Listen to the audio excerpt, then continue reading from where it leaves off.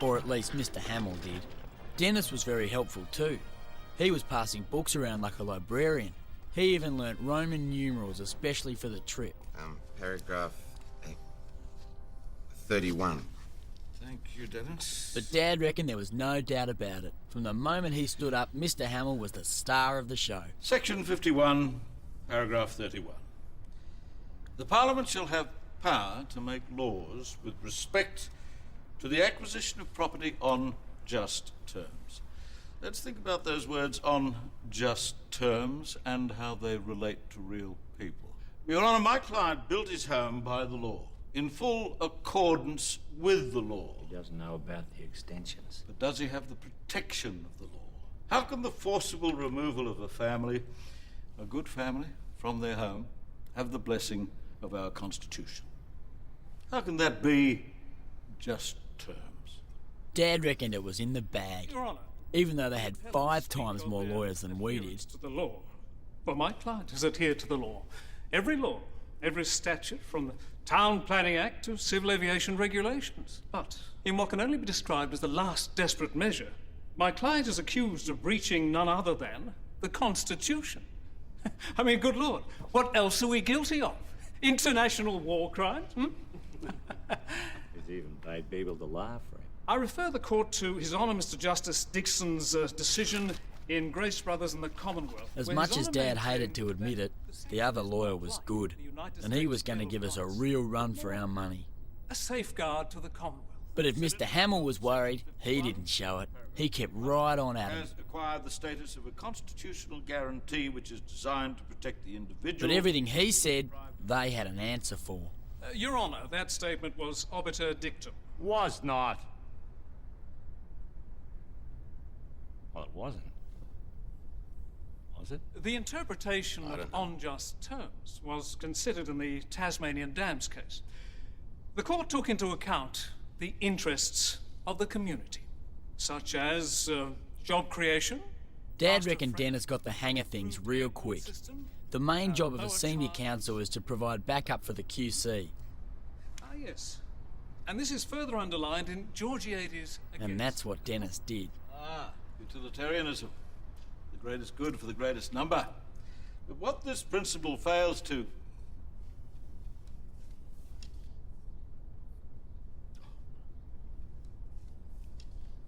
What this principle fails to take into account is that competing rights cannot be weighed one against the other. Is a family's right to live freely in their home outweigh... It wasn't just legal argument. Mr. Hamill even put jokes in. Clever jokes. Not that our children will have a place to live, but whether they'll have prompt delivery of their parcels. Dad thought it was real funny, even though he didn't get it. Suffering your jocks. In fact, there were a lot of times he didn't quite understand what was being said. But one time, he knew exactly what was being said. He has even approached the appellant with an offer of compensation. A generous offer, considering the nature of the dwelling, or as it might more accurately be called, eyesore. What are you calling an eyesore, Daryl? It's called a home, you dickhead. Your Honour. Daryl! And it's a bloody fine one. If there were more homes like that, we'd... Have the jails full of people like your son? Bloody hell! Mr. Hamill, I'm calling an adjournment, and I trust that your client will, in the meantime, compose himself. Mr. Lyle, I'll thank you not to make any further value judgments in this court. I'm sorry, Laurie. That's all right, Darryl. I was thinking the same thing, though not in those words. I wish I had your words. How dare they? An eyesore.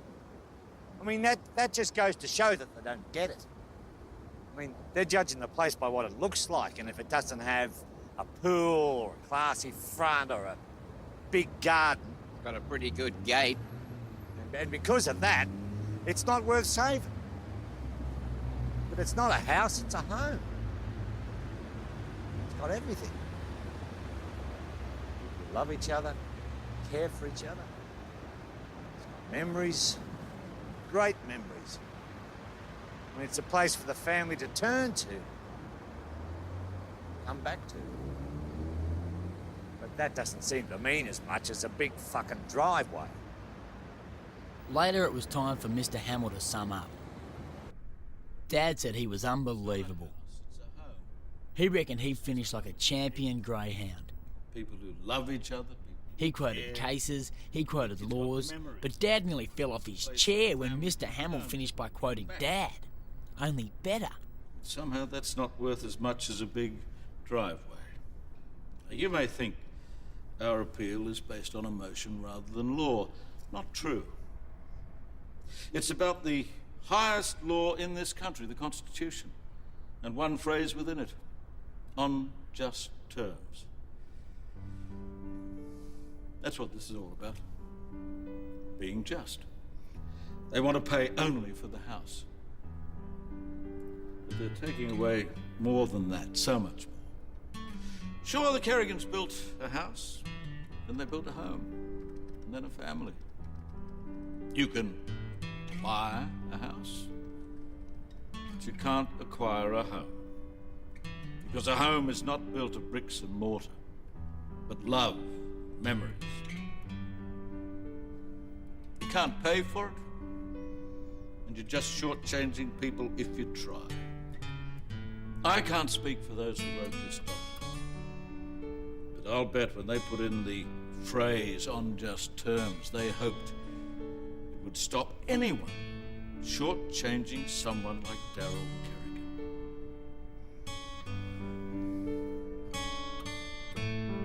Thanks, Loz.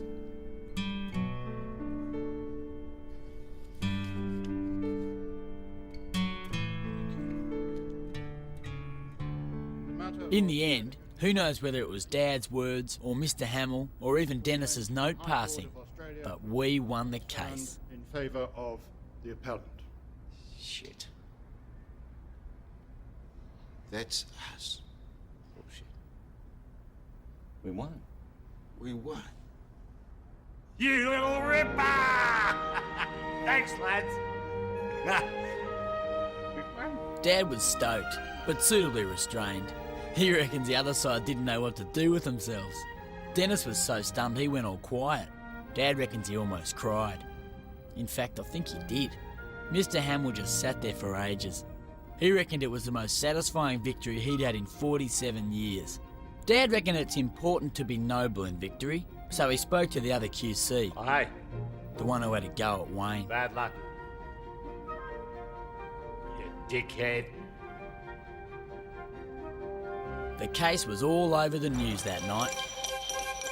Good evening. First tonight, a landmark decision in the High Court today has confirmed the age-old saying, a man's home is his castle. When the huge Airlink consortium tried to compulsorily acquire a string of homes on Melbourne's outskirts earlier this year, they didn't expect a fight. Well, they got one. It was a case of Darryl versus Goliath in the High Court of Australia today, when tow truck driver... Mum reckons it's real funny how one day you're not famous and then the next day you are famous and then you're not anymore. Dad had one of the biggest parties ever that night back at home. He invited everyone from the neighbourhood, his friends, family, in-laws. This case has totally regained my faith in the legal system. Mr. Hamill even brought his son along. Really pleased to meet you, Adam. Everyone was having a real good time, Hey, Steve. Staggered intervals. especially Mum and Dad. I'd never seen them so happy. Dad invited everyone up to Bonnie Doon. With special Farouk pressure system. Mr. Hamill said he'd love to come. I don't think he'd ever fish for carp. Well, that party went on and on and on, and Dad smiled all night. See, this is why we need that patio. The victory was reported in all the papers. It became known as the Kerrigan decision. Don't thank me. This is the one. Although Dad said as far as he was concerned, it was Laurie's victory. Don't forget Dennis here either.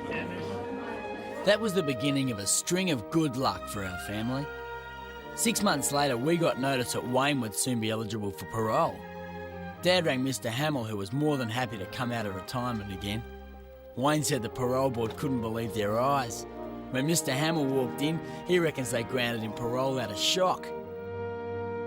Dennis became very well known after the case, and people came from everywhere to hire him. He won a very big case, a class action against people who put lead in the landfill 15 years ago. I think Mr. Hamill helped him there too. Dad is very happy for him.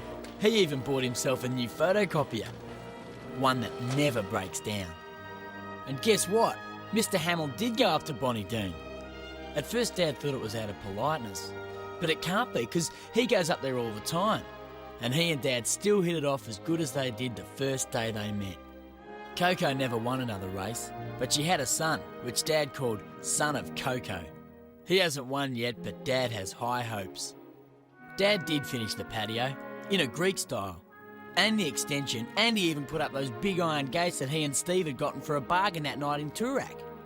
Steve got back with Kerry, his old girlfriend. Eventually they got married and had a little boy, 3 weeks later. Baby capsule. Still in box. Con and Trace had a kid too. He's already taken up kickboxing. They are great parents. Wayne started helping Dad with the tow truck and really made a go of it. Dad's even more proud of him now than when he was in jail. It was Wayne's idea to move into tray trucks. Pretty soon they had 2, then 3, then 8. Who knows when it'll stop? Mum reckons 11. She's as proud as punch with all this. And guess what? She did take up pottery. She didn't even need lessons. And Dad, well, he reckoned he got everything he'd ever wished for. He often used to sit out on the patio and just smile to himself. And they still live at 3 Highview Crescent, even though it's only them 2 living in it, and Dad still calls it his castle. My name's Dale Kerrigan, and that was my story. Sharing horizons that are new to us, watching the signs along the way, talking it over, just the 2 of us, working together day to day, together. And when the evening comes, we smile. So much of life ahead. We'll find a place where there's room to grow. And yes, we've just begun.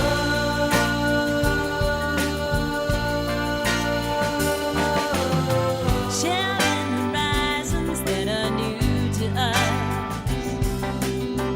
watching the signs along the way, talking it over, just the 2 of us, working together day to day, together, together. And when the evening comes, we smile. So much of life ahead. We'll find a place where there's room to grow. And yes, we've just begun.